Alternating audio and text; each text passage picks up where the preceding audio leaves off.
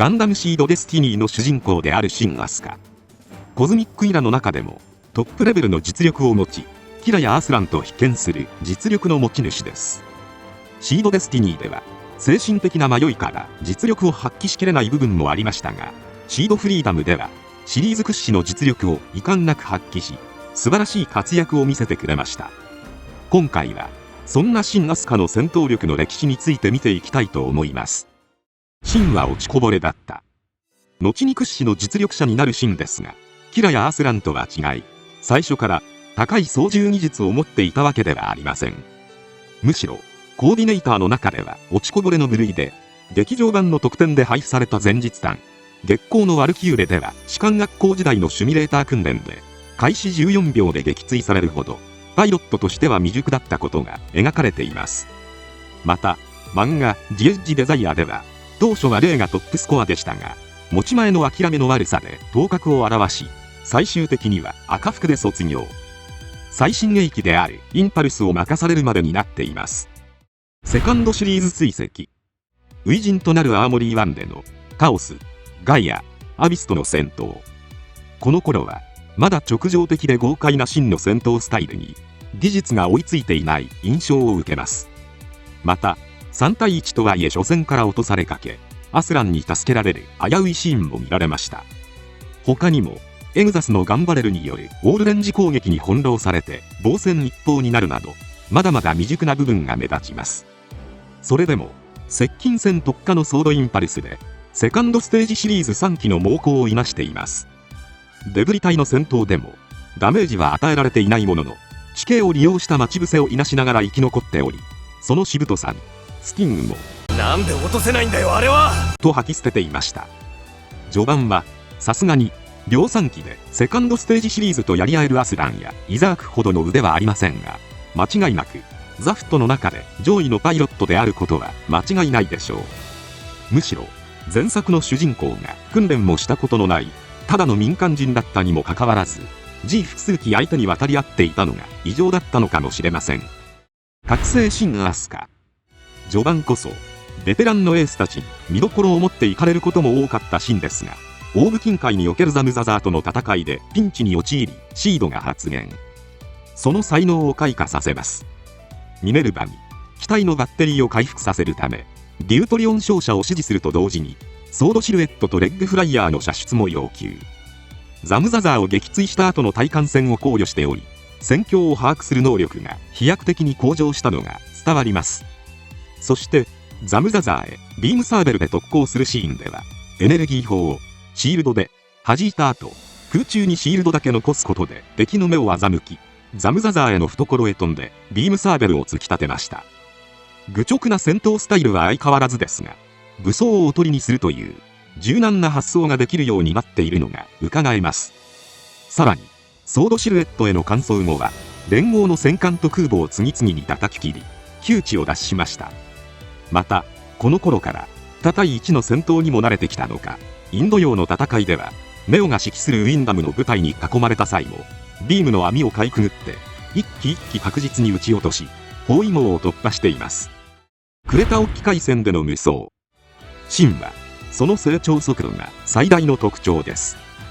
ダーダネルス海峡戦ではフリーダムに一方的にやられていましたが、クレタ沖海戦ではフリーダムの攻撃を紙一重で回避してキラを驚かせ、むしろ反撃して後退させていました。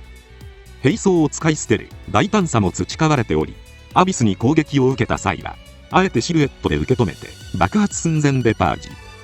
そしてシルエットの爆風に紛れてビームジャベリンを投擲することで確実にアビスを撃破しました。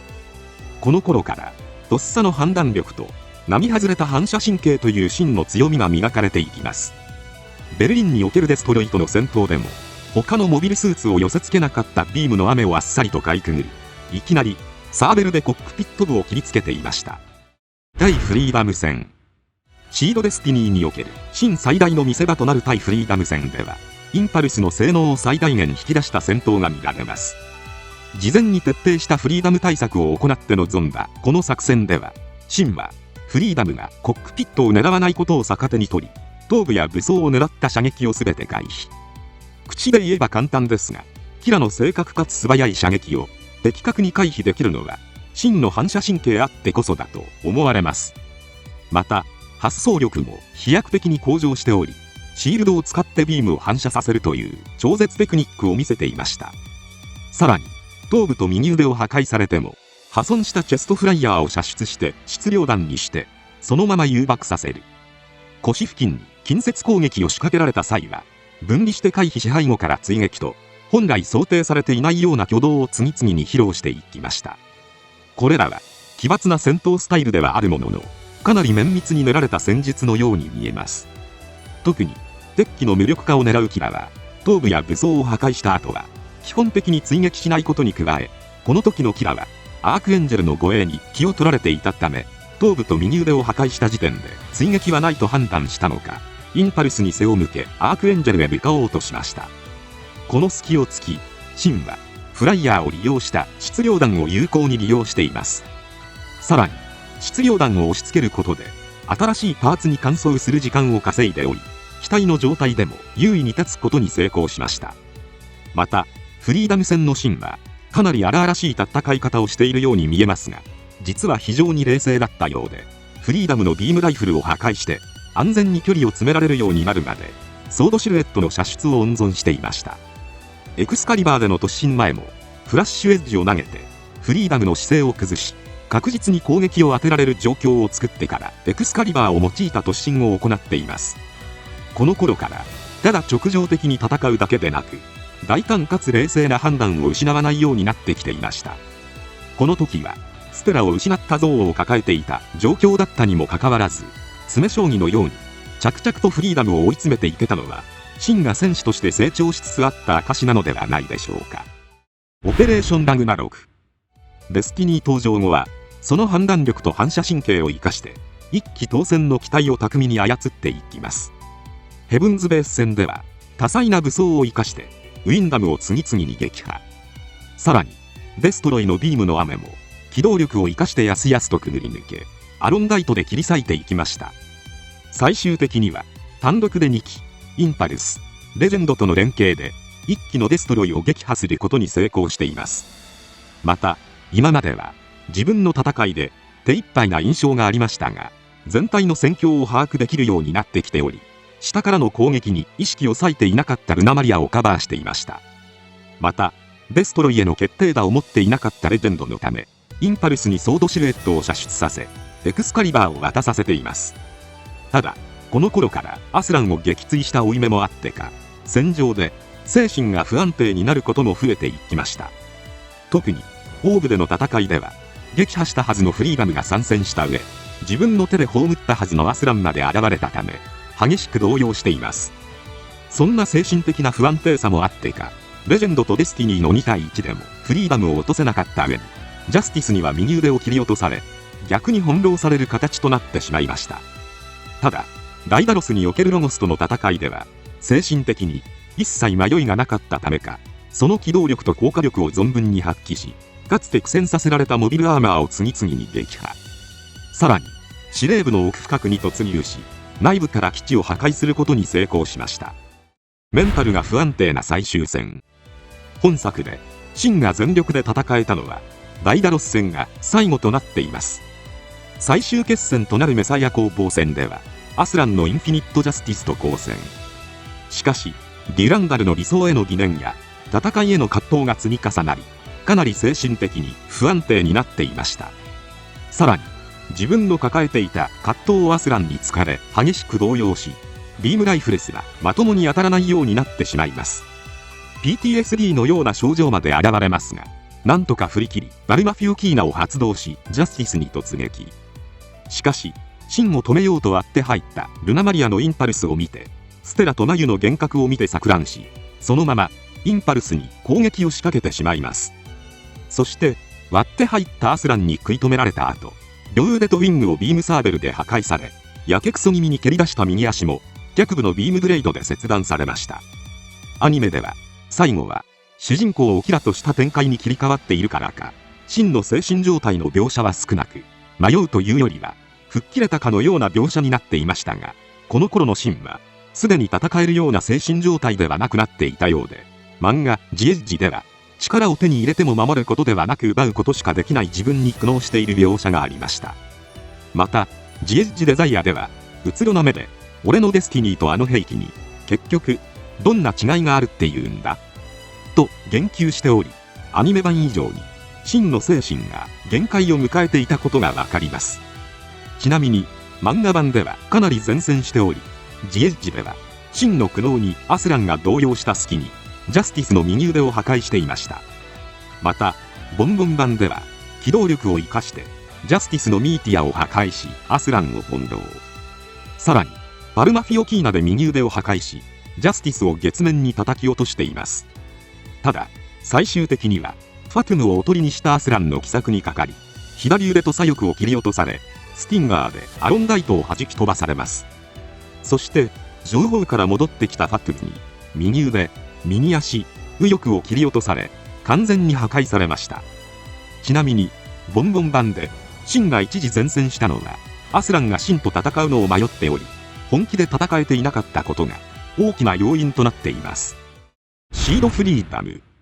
本作でのシンはキラという信頼できる人に出会って精神的にはかなり安定しています。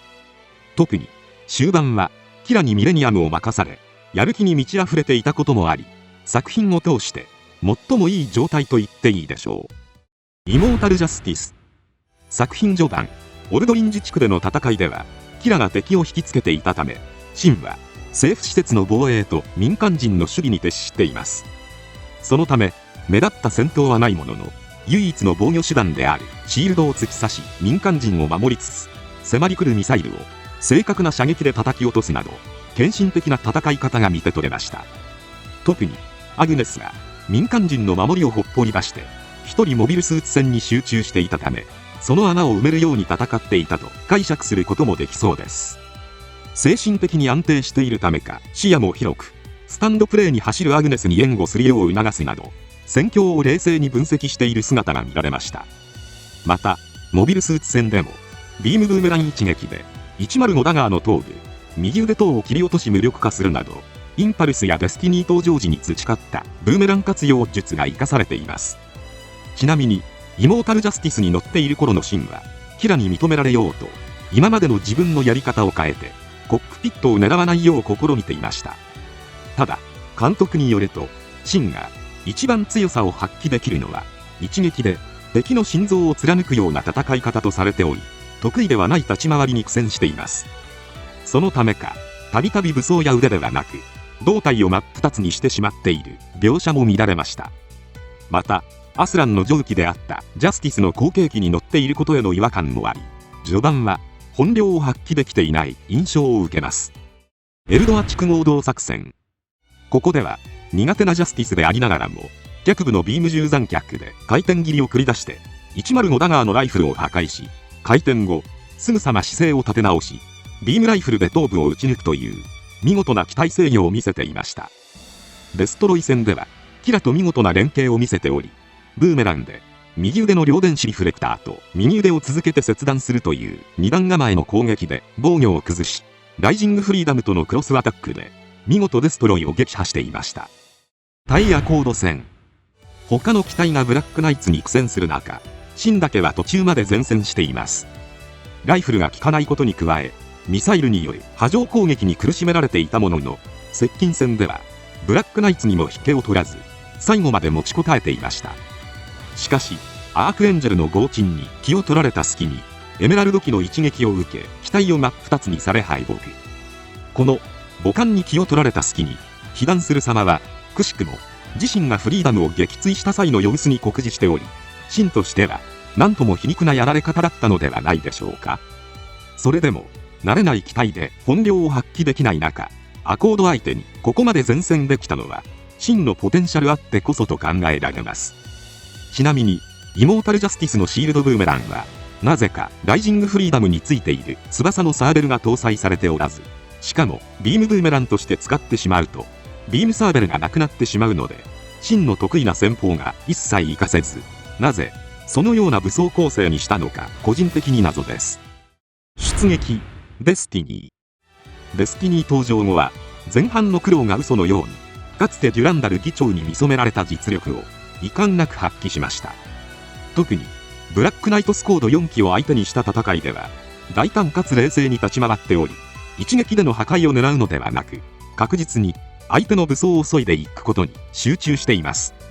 集団戦においてその反射神経も最大に発揮されており、射撃態勢に入っていた機体に急接近してライフルを切断。さらに背後からの射撃を避けながら側面撃ちで逆に相手のライフルを破壊と尋常ではない反応速度で相手の攻撃を潰し4機を圧倒しています。パワフルな戦い方にも磨きがかかっており、アロンダイト4連続回転切りでシールドを破壊するという離れ技をやってのけていました。また戦闘中にフェーズシフトダウンを起こしたルナマリアのインパルスを気にかけ、一時離脱してエネルギー補給に向かうなど、ブラックナイツ4人を相手にしながらもかなり余裕を持って戦っていたことがわかります。さらにブラックナイツ4機のシンクロアタックすらものともせず、逆に瞬間移動したかのような高速移動を見せてブラックナイツを翻弄。お返しとばかりに実体を持った分身を発生させ、ブラックナイツを驚愕させました。そして分身に紛れてヒルダのゲルググメナースがリベラード機を撃墜。仲間が撃たれたショックでブラックナイツがひるんだところで、分身を活用した波状攻撃を仕掛け、3機同時にブラックナイツを撃破しました。ちなみにシードフリーダムのデスティニースペック2はコントロールシステム以外前作からほぼアップデートされていません。つまり元から分身したり瞬間移動できるほどのポテンシャルを持った機体だったのです。そしてそんなデスティニーを人の適性を重んじるディランダルがシンに託したということは、もともとそれだけの才能をシンに感じていたからなのかもしれません。分身はシンが繰り出した技で他の人間にはできないとされているので、ダニエルが知らないよこんな武器というのも無理はありません。またこの戦いでシンは思考を読むアコードに対して何も考えず反射的に戦うことで対抗しています。シードデスティニーではむしろシンは考えすぎていたため、戦場で悩むことなく頭を空にして戦える状態こそシンが本領発揮できる状況なのでしょう。ちなみにシードフリーダムは劇場公開後ブルーレイ発売時に一部修正が加えられましたが、中でもデスティニーの活躍シーンは要所要所でアップデートが施されており、一層そのかっこよさが際立っています。ということで以上、戦闘シーンから見るシンの戦闘力の歴史でした。最初から圧倒的なセンスを発揮したキラエリートのアスランに比べて、シンは徐々に腕を上げていった努力タイプに思えます。しかし最終的には信頼できる人との出会いもあり、モビルスーツではありえない挙動を見せるコズミックイラ屈指のパイロットへ成長しました。福田監督はシンを爆発力が純粋な子と評していましたが、それが良い方向に向くと誰も手がつけられないパイロットになるのがよくわかるのではないでしょうか。個人的にはシンの性格が10代の頃の自分に似ていて、非常に親近感あるキャラだったりします。今回は以上となります。チャンネル登録されるかはお任せいたしますので、もしよければもう一本動画を見ていただけたらとても嬉しいです。最後までご視聴いただきありがとうございました。